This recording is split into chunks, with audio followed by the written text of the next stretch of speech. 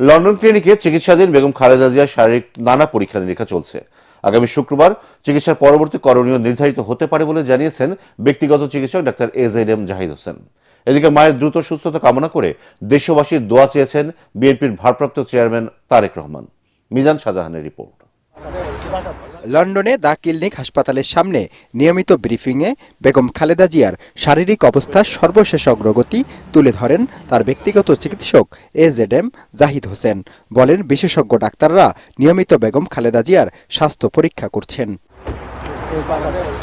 ওনাকে এখানকার নেফ্রোলজির consultant, hepatology, gastroenterology এবং লিভার ট্রান্সপ্ল্যান্ট ইন্টেনসিভিস্ট সহ বিভিন্ন বিষয়ের চিকিৎসকরা ওনাকে প্রতিদিনই ওনার স্বাস্থ্য পরীক্ষা করছেন এবং সেই অনুযায়ী পরীক্ষার রিপোর্টের উপর ভিত্তি করে কিছু কিছু বায়োকেমিক্যাল টেস্টও করানো হয়। তার উপর ভিত্তি করে পরবর্তীতে ওনারা কিছু চিকিৎসার মধ্যেও বাংলাদেশের চিকিৎসা যা চলতেছিল তার সাথে সাথে পরিবর্তনও কিছু এনেছেন। ডাক্তার জাহিদ জানান, লিভার ও হৃদযন্ত্রের সব রিপোর্ট শুক্রবার নাগাদ হাতে পাওয়া যাবে। এরপরেই ঠিক করা হবে পরবর্তী করণীয়। শুক্রবারের মধ্যে চেষ্টা করবেন যাতে একটা ওনার পরবর্তী চিকিৎসা সম্পর্কে একটা প্ল্যান করা যায়। এখন যেটা প্রয়োজন অতি দ্রুত বা অতি তাড়াতাড়ি যে সমস্ত পরিবর্তন আনা প্রয়োজন সেগুলো আনা হচ্ছে। এদিকে মায়ের পাশে থেকে নিয়মিত চিকিৎসার সার্বিক পরিস্থিতি দেখভাল করছেন বিএনপির ভারপ্রাপ্ত চেয়ারম্যান তারেক রহমান। সর্বক্ষণ ছায়ার মতো লেগে আছেন তার দুই ছেলের বউ ডাক্তার জুবাইদা রহমান ও শর্মিলা রহমান। এছাড়াও আছেন 3 নাতনি। মিজান শাহজাহান, ATN বাংলা।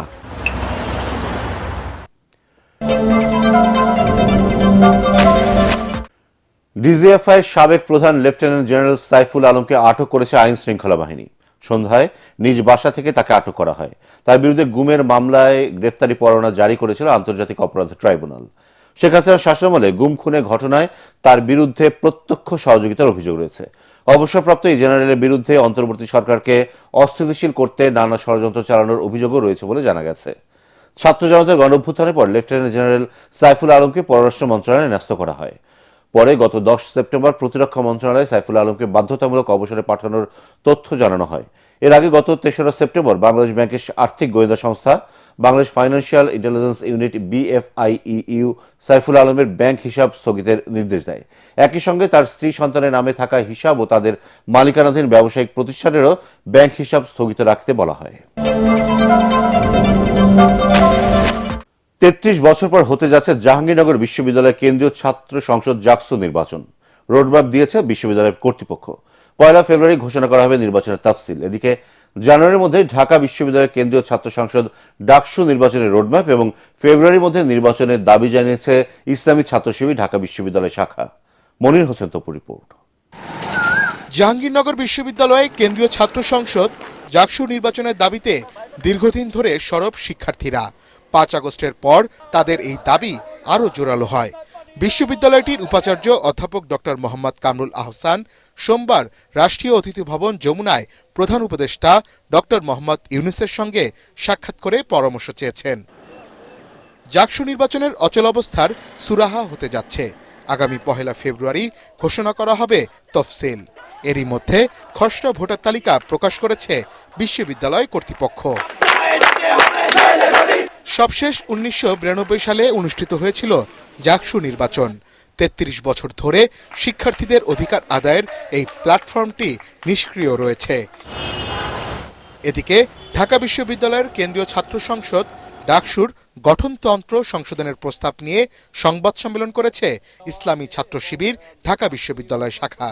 তাদের অভিযোগ, ডাকসুকে আওয়ামী ফেসিবাদ বয়ানের আজ্ঞাবহ করা হয়েছিল। বাংলাদেশের ইতিপূর্বে যে পলিটিক্যাল বাজে কালচার ছিল সেটি একেবারে বিলুপ্তি সাধন হয়েছে 5 তারিখের পর থেকে। আমরা কোনোভাবেই চাই না সেটি আবার ব্যাক করুক। জানুয়ারির মধ্যেই ডাকসুর পূর্ণাঙ্গ রুটম্যাপ ঘোষণা করা, যাতে করে আমরা বিশ্ববিদ্যালয় কর্তৃপক্ষ যেটি বলেছিলেন ফেব্রুয়ারির মধ্যে ইলেকশন, আমরা সেটি চাই যে ফেব্রুয়ারির মধ্যে ইলেকশন হলে অবশ্যই ভালো। স্বাধিকার আন্দোলন, মহান মুক্তিযুদ্ধ, স্বৈরাচার বিরোধী আন্দোলন, 24-এর গণঅভ্যুত্থানের গণতান্ত্রিক মূল্যবোধের ধারণ ও লালন করবে ডাকসু, জানান তারা।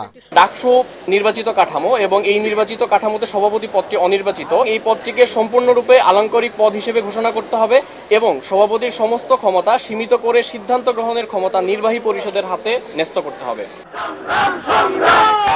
এদিকে ডাকসু নির্বাচনের রোডম্যাপের দাবিতে ঢাকা বিশ্ববিদ্যালয়ের ভিসির বাসভবনের সামনে সমাবেশ করে সাধারণ শিক্ষার্থীরা।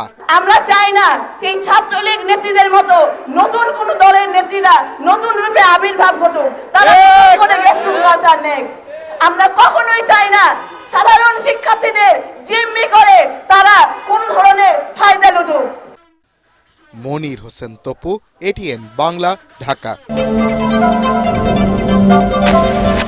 সীমান্তে ভারতের দখলদারিত্বের বিরুদ্ধে দেশের মানুষ প্রতিরোধ গড়ে তুলেছে। কোনো অসম সুবিধা বাস্তবায়ন হতে দেওয়া হবে না বলে জানিয়েছেন বিএনপির সিনিয়র যুগ্ম মহাসচিব রুহুল কবির রিজভী। নয়াপল্টন কেন্দ্রীয় কার্যালয়ে দলীয় চেয়ারপারসন বেগম খালেদা জিয়ার রোগমুক্তি কামনায় আয়োজিত দোয়া মাহফিলে তিনি একথা বলেন। শেখ হাসিনা দেশকে ভারতের সেবাদাসে পরিণত করতে চেয়েছিল অভিযোগ করে রিজভী বলেন, বাংলাদেশের বিরুদ্ধে ভারতের যে কোনো দুরভিসন্ধি দেশপ্রেমিক জনগণ সফল হতে দেবে না। তার অভিযোগ, দুর্নীতি দুঃশাসনের বিরুদ্ধে খালেদা জিয়ার কণ্ঠরোধ করতেই ফ্যাসিস্ট হাসিনা তাকে কারারুদ্ধ করে মৃত্যুর মুখে ঠেলে দিয়েছিল। এখন সব থলের কালো বেড়াল বেরিয়ে আসছে।